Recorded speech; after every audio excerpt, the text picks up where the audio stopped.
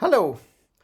So, in case you haven't added any silver or gold to your portfolio, I wanted to examine this company, which seems to be blowing up in terms of its stock price. And it's called First Majestic Silver. You may not even have heard of it, but it reported record production in 2021 and achieved annual guidance. And so this is very, very interesting because in this current environment where inflation seems to be creeping higher and higher, holding such hedge investments is a potentially good idea just to protect yourself against inflation. And in case you don't know what a hedge is, it's basically an investment that balances another investment. So stocks tend to do kind of bad when there's hyperinflation or high inflation, just because it's an environment that it's not great for stocks being increased. Companies spend more money for interest rates, so they get less loans. Some other investments become more interesting, like bonds, just because there is a higher interest environment. And so, generally speaking, when stocks go up, that tends to happen in a lower inflation environment, in a low inflation environment. And when the opposite happens, stocks tend to slug a little bit. Inflation is naturally a killer for stocks, and so this company is actually producing silver basically, and it's very, very interesting to at least take a look at what's going on and potentially maybe even add this to our portfolio. And company First Majestic Silver (TSX) reported today that its full year 2021 production reached a new company record of 26.9 million silver equivalent ounces, or a 32 increase over 2020. So that's very interesting, and I want to take a look at the financials of the company, see whether it's an interesting addition to our portfolio here. So let's take a look at the financials, and you will see here that I'm pointing to this article here, which kind of explains a few things about how the company is doing financially. But still, I want to take a look at the overview of the company over here. And you will notice that the company has been kind of going down lately in the last year. So that potentially gives us an interesting entry point here, just because it looks like production is creeping up. So maybe it's kind of early to enter still. And a very, very interesting thing that I noticed over here is the fact that the current PE is 84, which is a very high PE, but the next 12-month projected one is 30. Now this can be a little bit off, because sometimes projections are a little bit too positive for what actually compared to what actually happens in real life. But still, I mean, this is a massive difference, and with a price to book ratio of 2.2, this looks like a very, very interesting opportunity potentially. So the shares outstanding here seem to be going up and up and up and up, which is something that I don't like to see, because there's a lot of dilution over here. Now you see this very, very steep increases here, so this may have been splits actually, rather than issuing shares. But these slower ones are most certainly some stock issuance here.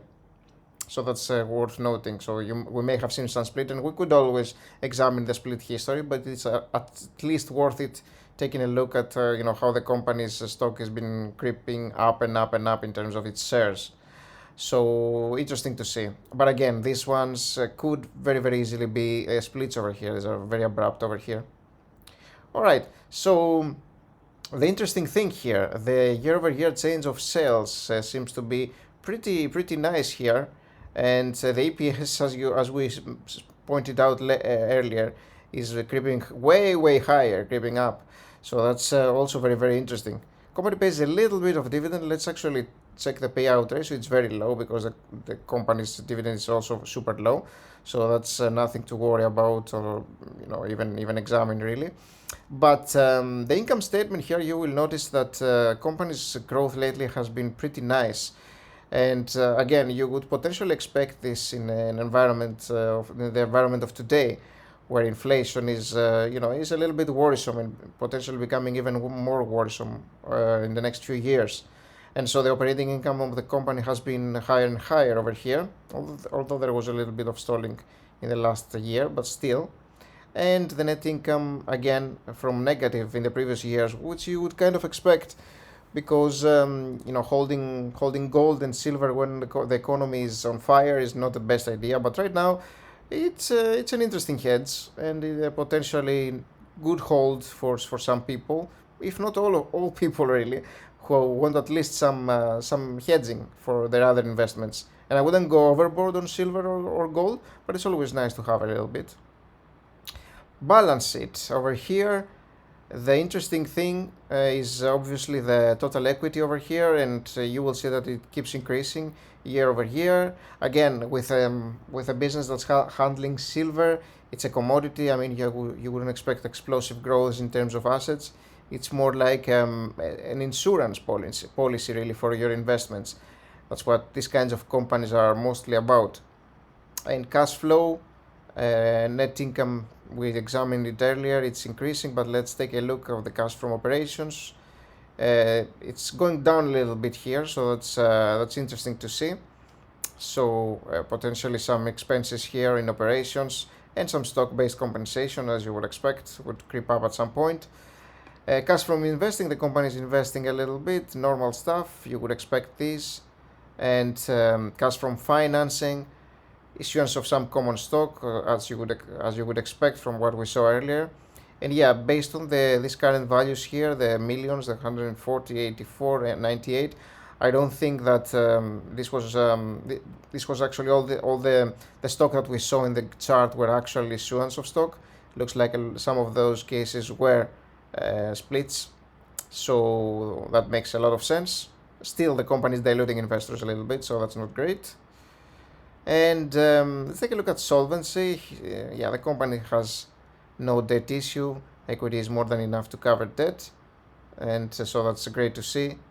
Yeah, so not much of a worry to be held for that one. Now the cash flow of the company over here. Let me examine the free cash flow.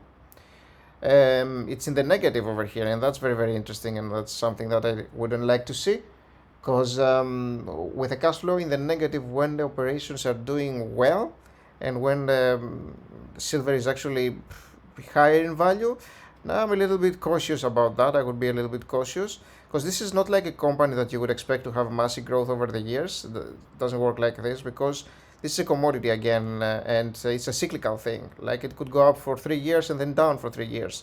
That's how it works. So it's not like your typical company that you invest in today and you're waiting 10 years from now to get an investment return because the company is growing massively. This is a completely different story, because again, it's backed by a commodity, and commodities tend to do well when, generally speaking, the market doesn't do that well. Otherwise, they are kind of stable and they just gain a little bit of value over the years, and that's it. That's how they operate. So what would I do with first Majestic Silver Corp? Would I buy?